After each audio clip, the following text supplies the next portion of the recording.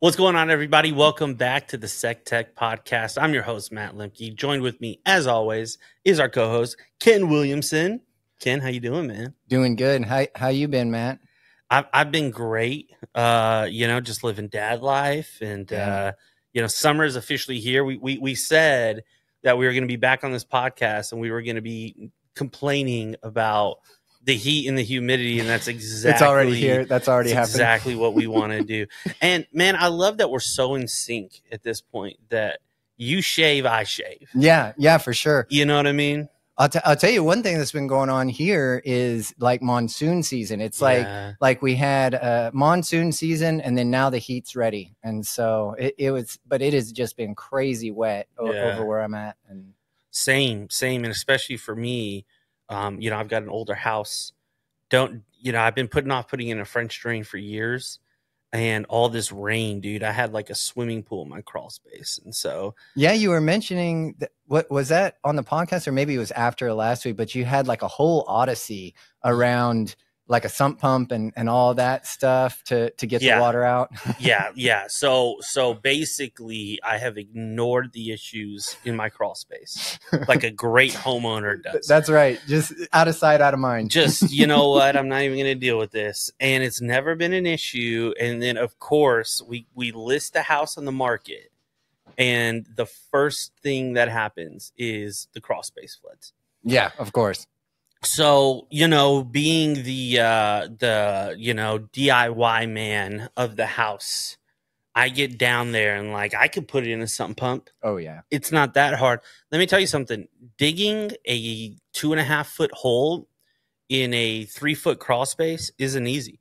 And while you're covered in water. Yeah, while you're sloughed in mud, it's awesome. And so yeah, I gave up on that pretty quickly, about three hours of work myself. And I was like, okay, yeah, I need to go get a professional. And the great thing is I found an amazing professional. Oh, that's great. Anybody in Tulsa needs foundational work, hit me up. I've got a guy now. And he came in, dude, got everything done. Did it over the weekend because he knew I had an open house coming up on the house. Dude, phenomenal company, ended up working out. But the DIY of that project really failed big time. Yeah. Do it yourself with a contractor. Right? Yeah. I called them myself. Yeah. I did book the appointment, did that all on my own. And, everything's going well. Hopefully I've got inspections today, so we'll see how good of a job he did, but it looks pretty good, at least from what I can tell. And dude, how's everything going in your world real quick, man? Everything good? Yeah, going really well. Just kind of doing the same thing. Yeah. I kind of changed positions at Sec Tech to kind of take on a little bit more of a leadership role, and so hopefully that goes really well. And but yeah, just I mean, me, I'm cruising through the code, doing projects, doing some architecture, and so kind of the same that I've always been doing, but with a little more official authority, which is nice. So yeah, for sure, we're definitely next Dev Corner. We're definitely going to get into your new role and what you've been learning out of that. But yeah, man, summertime is here. Summer's not the time for big moves, man. It's just chill out, enjoy the weather, enjoy the kids, And speaking of things you're going to enjoy, we've got an awesome guest. Yeah, we really do. It's going to be great. Kristy Boone is a lot of experience in the business operations of software projects.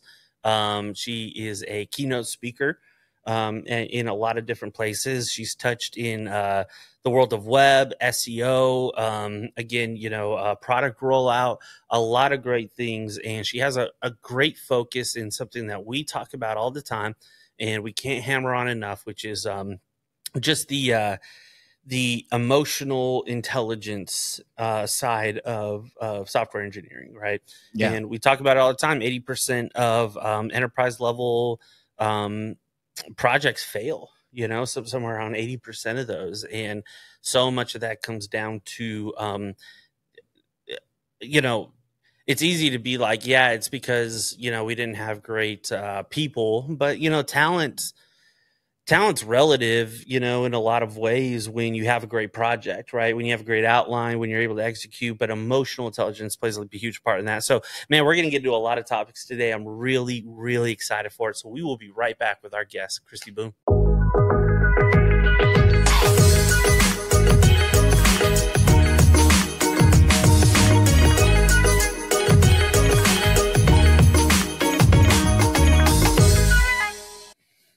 Well, we're here with our guest, Kristy Boone. Kristy, how are you doing today? So good. How are you both? Well, I got to hear how you both are. So yeah, we're good there. You guys are great. Yeah. I'm great. It's going to be fun. Yeah, it's been a good day so far. Been a little bit of a scramble, but man, we're so excited to have you here, and I'm really excited to have you here because not only do you have a lot of years of experience, but your experience touches in a lot of different areas. You know, like I said, you know, I know you've been in the SEO space, the business operations of software rollouts, the product side of things, and then really in the communication gaps. So, you know, I'd just love to hear from you a little bit about what you've done in the technical world, and you know, what is really on your mind right now in that space. Yeah, sure. Thank you. First, I just want to add a couple of points about me specifically in relation to things you two shared. One, you'll never catch me in a 3-foot crawl space unless it's the zombie apocalypse. And two, a phrase I will never use is cruising through code. Yeah. So true. Unless I'm talking about somebody else who's awesome at doing it. Yeah. So historically, my start in tech world as just somebody going out and doing sales, it was corporate sales. That's my introduction to it. It was with a group in Oklahoma City, just a local tech firm. And I fell in love with it so much because it was a solution-based situation. And it was natural for me to go, hey, what is the real problem? Ooh, we have this thing that can fix it. But before we talk about that, let me ask them what we can really do, and bridging the gap in communication between the engineering team. And this is back in 2004. So that's really when it started for me.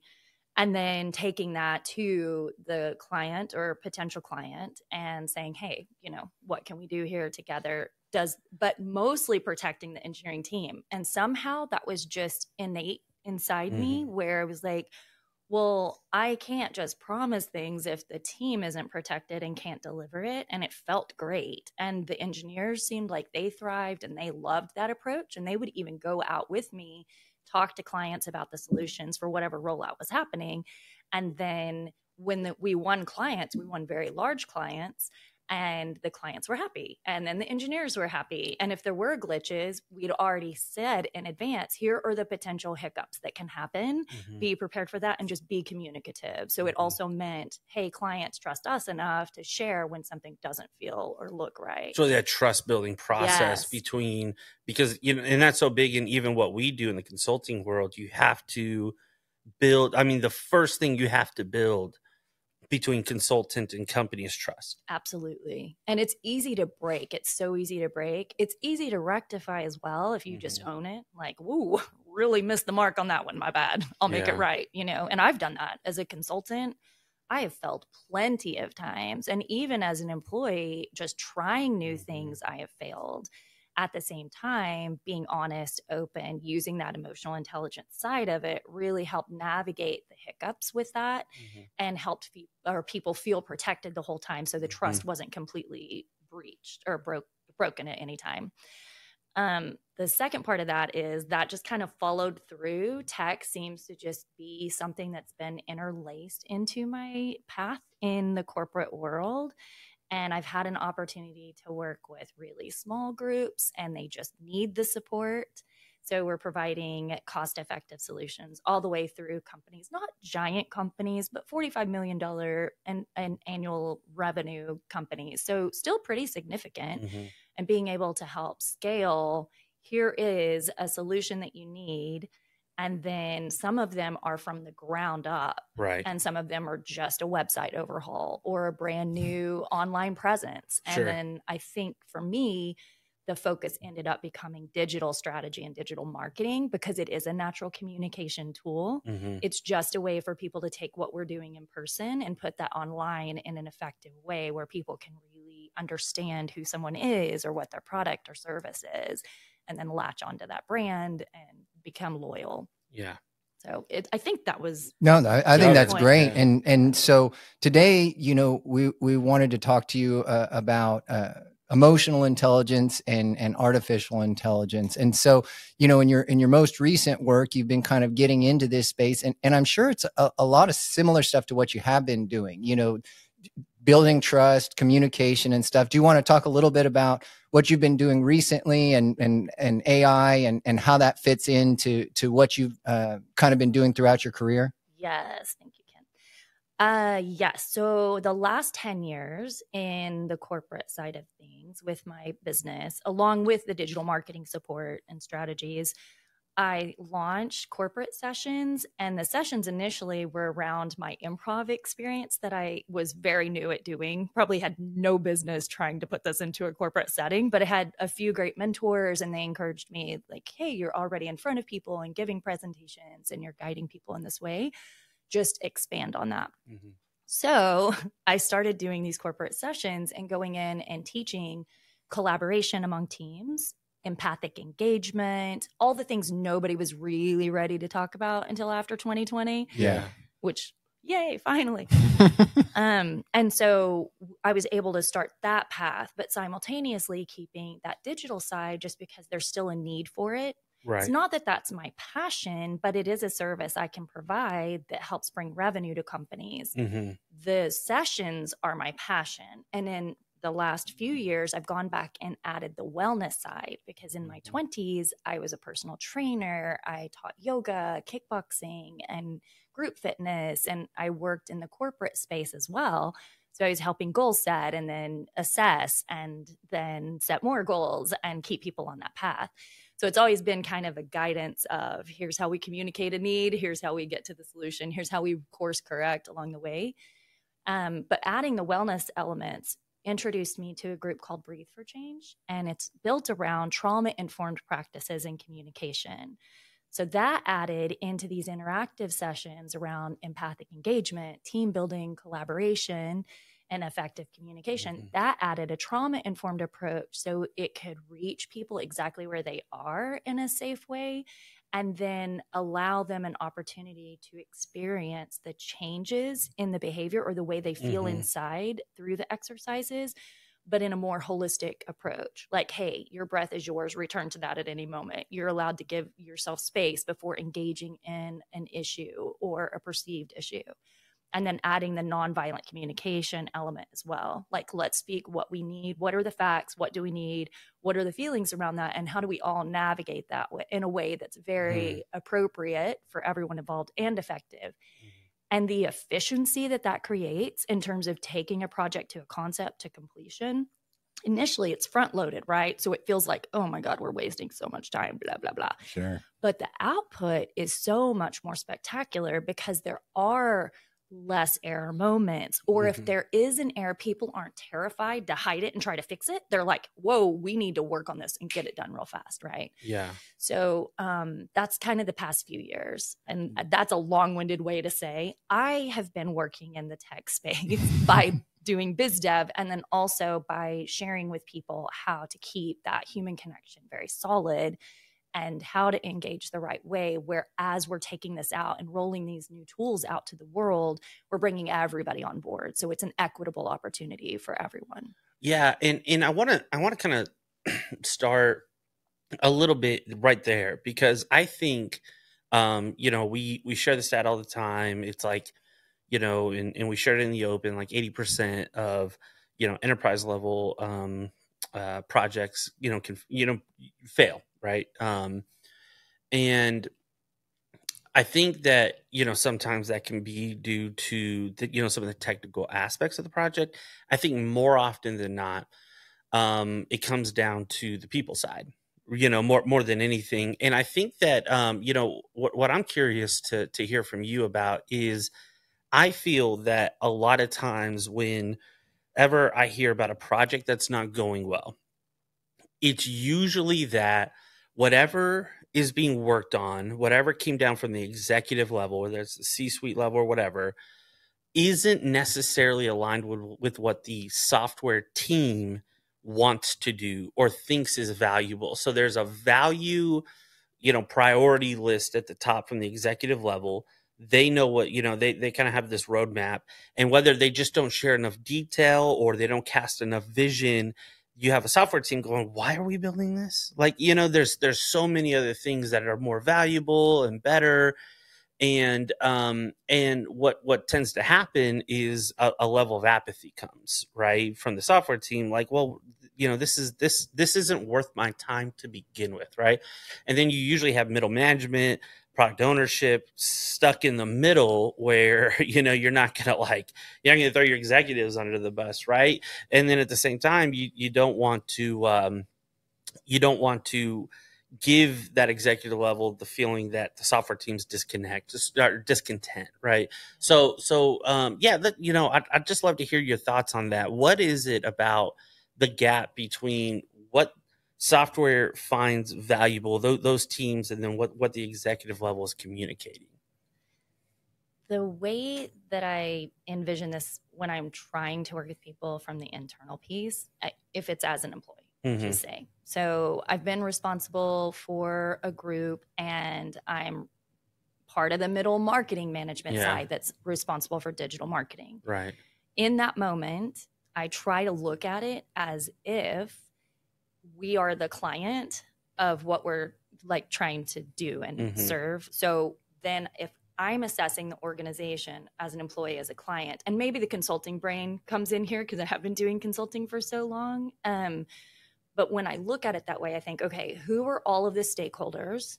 What's the why behind executive team wanting this to roll out? So if I'm addressing the C-suite, or let's say I have 2 levels above me that are addressing the C-suite, how do I get that information up to the ones who want the rollout?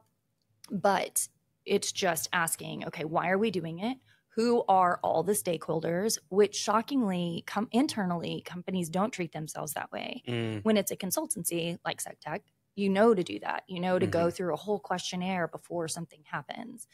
And a lot of times, especially if it's a larger organization, the external people who will consult on how this will happen, or the contractors who will do the rollouts or provide what's going on, they also have a disconnect in communication. So when I say all stakeholders, I mean every single person who's touching this, the engineering team, any contractors who will come in and help implement what's being done, anybody who's training, anybody who is affected in their role on a day-to-day basis. Because part of that 80%, and I think we briefly touched on this at one point, part of that 80% is just people don't know the change is coming. So it's been C-suite giving the directive to the team who's designing it and engineering it on the software development side. And then nobody in between is aware that the rollout is coming until the day they're supposed to start using it. Yeah. And it's like there might be a quote unquote training period, but we don't know anything about those stakeholders. We don't know whether or not they are naturally inclined to just jump into a digital product and be able to navigate it. Like, I'm sure any of us in this room have that capacity, but a majority of people don't. If you have 50% of the people who are excited about all the AI tech and 50% who aren't, give or take, because statistics, right? Yeah. Then what do we do with the people who, that 50%, we can just assume everyone of that category isn't that comfortable with tech unless it's maybe just getting on social. So all that to say, for me, it's looking at the stakeholders, asking the right questions, and then finding out the why behind it. Sometimes it's just a similar friend who is also an executive or who owns an organization said, "Ooh, we have this shiny new tool. You guys have to use it." Right. Yeah, for sure. No, for AI, that is such a thing right now.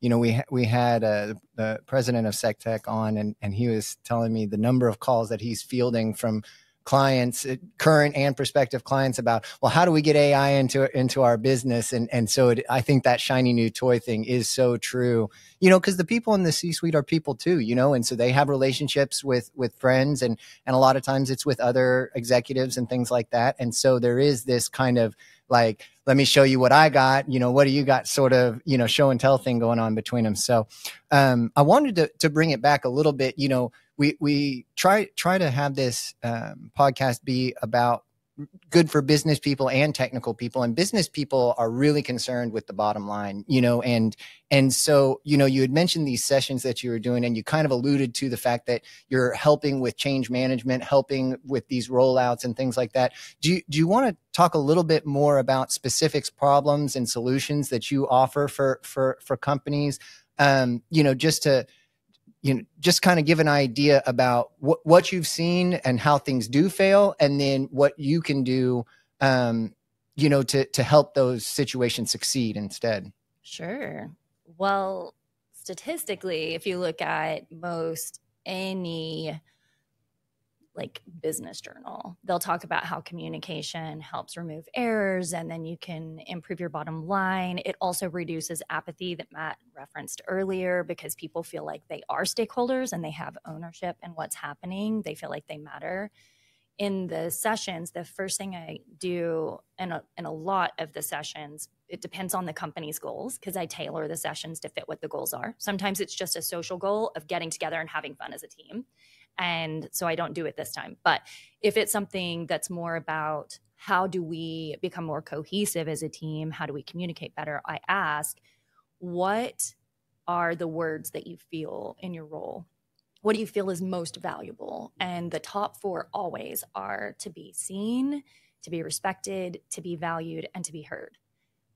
Like across the board, that is like the bulk of what people share. I'd say 80% of the time, those 4 words are themed throughout. So I find that really interesting. And going into that, one of the case studies I have, it's not specific to tech, but it is specific to what can it do to change the bottom line. Family Dollar, I worked with their warehouse managers, and I had 38. It was over the course of a year. We did quarterly sessions, and they were reading The Servant Leader. So I was tailoring the sessions to also coincide with that book. I would read what chapters they were reading. I would look at, okay, what makes sense activity-wise to get to that kind of change curve integration piece of the behavior differences and the communication skills. And then we would move on to the next phase, right?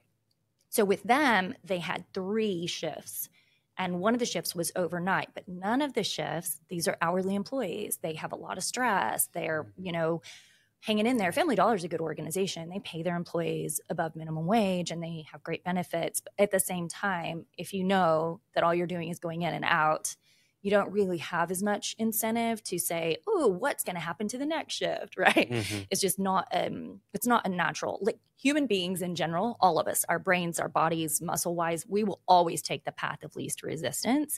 And it's because of kind of that primal survival mode of like, we have to conserve energy in case there is a threat that's coming at us, you know, and that's a physical threat, right?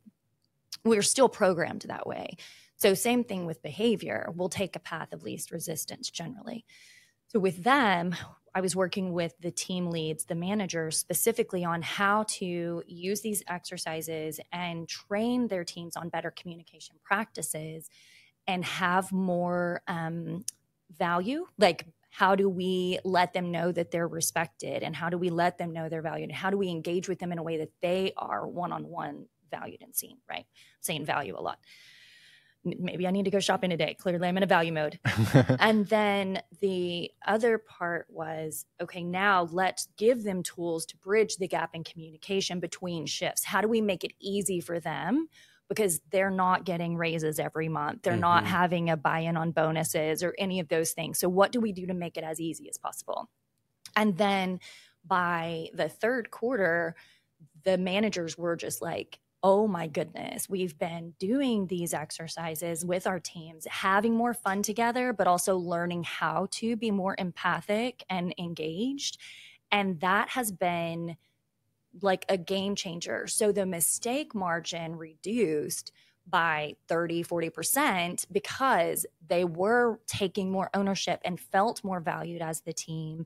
And then they were actually communicating what needed to be done, what had been left, what hadn't been left, what could help the other like shift do something easier and more efficient. And so it was like this whole new like growth mindset and efficiency mindset. And it helped significantly, because if you think of 40%, or even let's just say it's 10% reduction in mistakes in a warehouse for a company that pumps out a lot of product all the time, right, that's huge. So yeah, no, that is huge. And I think that I think what I really like, you know, from what you just said, and that relates a lot to software, is two-way communication. Because oftentimes what you see is one-way communication, top down, right? And with any organization, if you don't have bottom-up communication, then like you just talked about, you don't feel heard and you don't feel seen. You don't really feel valued. You know, if you don't give your software team space to go, hey guys, you're clearly working on the code, right? You're clearly in this application every day. What do you guys see, right? That's valuable, that we can do and incorporate. Maybe, yeah, maybe executive level has something that they want to bring, you know, to the table, to the application. But maybe we need to put in some things that the software team is seeing as well. Because that goes to your point of like, people don't know things are coming. That happens from the bottom up all the time. I mean, we were dealing with a client where we just kind of came to them like, hey, your application now is so outdated that some of the things you're asking for we can't do. And they're like, we're outdated? Like, what are you talking? You know what I mean? Like, we didn't know we were out of date, you know? And that's because no one ever went to the software team like, hey guys, you know, do you think that some updates might be, you know, good? And if they just probably talked to the software team, they probably would have told them that, you know, like, hey, we need some refactoring, right? We need some upgrades here. But, you know, when there's only top down communication for years, you don't get that feedback until it's time. And it's like, well, we can't actually do what you're asking for anymore because we don't have, you know, that capacity, you know? right. Yeah. And, you know, along with what you were saying, and I think this kind of goes with what you were saying, Kristy, is that in addition to top down and bottom up communication, you also need lateral communication, Yes. you know, and it seems like in the example you gave that lateral communication between the teams that were, you know, maybe in different shifts or whatever. And what I love about what you said is that you were, you know, team building, community building with them, so that, you know, it's really easy when you don't know who someone is, where you don't have a connection at all. Yeah. You know, it's kind of an inside outside sort of question where like you're very concerned about the people on the inside and then you're not concerned at all with the people on the outside. So, yeah, I think that's really exciting what you're working on, because Matt and I, we've talked about communication, and in the tech world, that's got to be really challenging, because there's a lot of people, and this has been changing over the course of my career in tech, but a lot of people are more like, let me give you a list of to-dos and then you do them. And so how are you seeing this transition between that kind of mentality of, I'm just going to give you a list of things to do and then you go and do them, to this more collaborative, you know, like I said, top and bottom communication, but also lateral communication between teams? Yes, that's an amazing question. And I want to go back to, thank you for bringing up the piece, Matt, with the engineering team, like the bottom up, and then we're like, oh, we're outdated and we didn't know. What I meant to button that up with earlier on the question about, oh, C-suite has a new thing, engineering team, just do it. On the stakeholder side, the other side of that is the software engineers are geniuses in their path, right? And so, okay, not just the why, but if the software engineer says in advance, that's not going to provide the solution you think it will, or give you the shiny new thing you think it will, and is able to tell everyone who's affected that, then everyone can have a more intelligent conversation, and the engineering team can create something that actually is what they really want. They might think they want this shiny thing, and maybe they want a part of it. But the thing is, there could be something that's more specifically coded and created for that organization. So I meant to button that earlier and I got derailed because I do that with my brain. And then, Kenn, to your question, it's really difficult for me when I hear I'll start like this. There is a game that I like to use, and this kind of discussion. That's an interactive exercise, and it's an improv. Like Viola Spolin created hundreds of improv exercises specific to theater, but they apply in the corporate world. I mean, all of these really big improv companies have done corporate trainings for a long time. A few of them gave me insight on how to do it. But with the lateral piece, the game is called status, and it forces people to sit beside one another, and a status of 1 to 5, 1 to 10, whatever that game might be. But a 1 can only talk to a 2 can only talk to a 3 can only talk to a 4 can only talk to a 5. And you have to get a solution solved by just doing that. A 10 cannot talk to a 1 cannot talk to a 10. So like you have to only, and then 10 has to talk back down to 9, talks back down to 8. So for me, I really wish all organizations would stop being structured top down, period, or referred to as, bottom up. I think it'd be interesting to see if all departments were lateral within an organization, with everyone functioning in their expertise, in their genius, right? Right. And I know there are experts in the world who talk about this. There have to be, because I don't think that I created this idea on my own. Since it's not possible, though, I think the right way to manage it is every time there's a project that affects the organization, every time, there needs to be a process that's put into place that is a questionnaire, period, hands down. Any stakeholder who is part of this process at some point needs to be able to submit responses to this questionnaire. The questionnaire needs to include the why. The questionnaire needs to include the how. Questionnaire needs to include, are all the stakeholders affected by this positively or negatively, right? Or perception of positive or negative. Is everyone already, is it an equitable kind of process? Is it an equitable implementation in that everyone will be able to tap into it with their skill set? Not that one person can be super proficient and then 10 won't know what to do with it, right? And then also just being able to say, okay, now if we're going back down to that software side of it or back sideways to the software side, in my opinion, you keep saying down like the bottom for software development, but I feel like a lot of now the conversation around it is software engineers are being like valued where they're supposed to be because it's coming out more into the light. And also please help correct me on the exact question if I'm derailing, and then I can pin it better. But yeah, I think that questionnaire and then the buy-in from everyone and then the expertise of the engineers to say, yes, this solution is possible, or, hey, here are the tweaks we need to make before it's even launched is helpful. Is that kind of where you were going with that? No, I think that was a great answer, because I was just asking about, the top down and the bottom up and the lateral and overcoming, what Matt had mentioned, which is the traditional just top down only communication. Yes. And then giving that value proposition to leadership to say, hey, we need to encourage. And so I think, if you wanted to say more about how you communicate that value proposition to the business leadership on why we should do these kinds of sessions, I think that would maybe be a great follow-up to what you were saying. Yes. Thank you. Yes. So I have an example. I'll have a couple. I have 3 for sure. One I'll use, and this is how it didn't work, but it did help launch, right?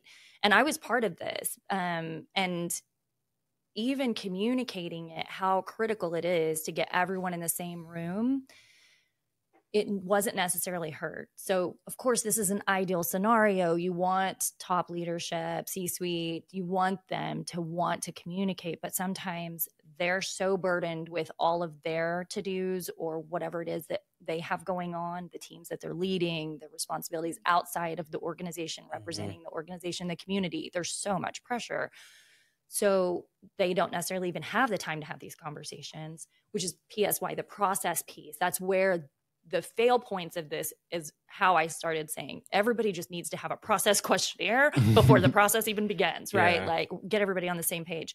But this fail point was C-suite wanted a digital presence that was significant, and they wanted a website overhaul, and they wanted to implement a brand new CRM because they didn't really have one that was significant and not specific to the industry. It was a service industry. And they're like, do all these things. And it's like, okay, great. So first conversation, okay, who are all the people who will be affected by this? Well, it doesn't matter. Okay, well, it does matter, and here's why. And it is because by the time you try and get their buy-in, they will not do it. If it's more laborious and they are not incentivized, they will not even try, because the apathy will set in, because they don't feel like they were ever even consulted when it affects them on a day-to-day basis. Right. This is a decision for an efficiency in the organization. So be efficient about that, right? Like backtracking and trying to repair is a nightmare. And it literally cost this company specifically over $300,000 within like 6 months. Wow. Now, the other side of that is, as we started making those tweaks and as it was more apparent, like, oh yeah, we do need to have everybody involved in this, then they were able to increase like the sales output, which helped kind of bridge the gap and make up for that difference. And it helped the sales team become more efficient at even the closing, because things just became more fluid. The CRM tool was in play. Some of these tools that are now more prevalent were just kind of beta at the time, but they started being implemented more and people started seeing the value. And that even includes just social posts by people in the field, right? Just something as simple as that. But the other piece of that, and one thing I love about this open AI world or API world with AI tools that are everybody's just jumping on and having all these opportunities, is now we're able to connect all these tools that almost do the work for the human side. And then there's just a review process. So the techs are not overwhelmed if they're in the field, or an agent isn't overwhelmed if they're in the field. They know, hey, I can just upload a photo. And then the internal team can leverage all of these tools that the software team has generally helped develop specific to the organization. And then they just execute it. And then someone reviews, make sure that it's appropriate for social. And then boom, now you're constantly putting stuff out into the world that's not just related to the services that are provided. It's like customer experiences as well, or somebody walking their dog who's an employee, or an employee of the month, right? You have all these really gorgeous things that people can actually like see. Was another long-winded answer. That's great. That was great. I think that's phenomenal. I think that like most times, you can go so many different directions with that. But, I think all of that insight is really, really valuable and something that everybody's going to be able to grab onto. Kristy, for people who would want to find you, learn more a little bit about what you're talking about, where would they be able to go? Sure. And to clarify, the focus is on actually providing these sessions and having more of those whiteboard conversations, less about actually doing the biz ops side. Not that I am not grateful for those experiences. I learned a lot, but the focus being that. I think the two best places would be LinkedIn, and you can just do LinkedIn, Kristy K. Boone, KRISTY KBOONE. And then my website is premiumimpactok.com. That's Kristy with a K, Kristy K. Boone. And give us that website one more time. Premiumimpactok.com. Premiumimpactok.com. Yeah, that's phenomenal. Guys, go check her out. So many great content and I'm sure resources, these case studies that you're referring to, a lot of things, that people are going to be able to go find. And I think this was an awesome conversation. Well, now there's pressure. Yeah. Thank you so much, Kristy. Yeah. You may not find all of those resources, but you're welcome to reach out to me. Yeah, absolutely. Well, and that's what I would encourage people to do. If you were interested in what she was saying, I think the service that she's providing is so valuable because even now, as things are changing, there's still this huge communication gap between top and bottom, but also between teams laterally, and solving that problem is about doing things that she's saying, building these communities and really, putting faces on people and getting that human element back. So before, we're running out of time. Are there anything else you want to say before we call it today? No, I'm really, really grateful for the time with you both. This has been lovely. And I am excited just to see what SecTech is doing. So, awesome. Yeah. Thank you. Hey, thank you so much. So great to have you. And guys, we'll be back in 2 weeks with another guest. And thank you so much for listening to the SecTech podcast.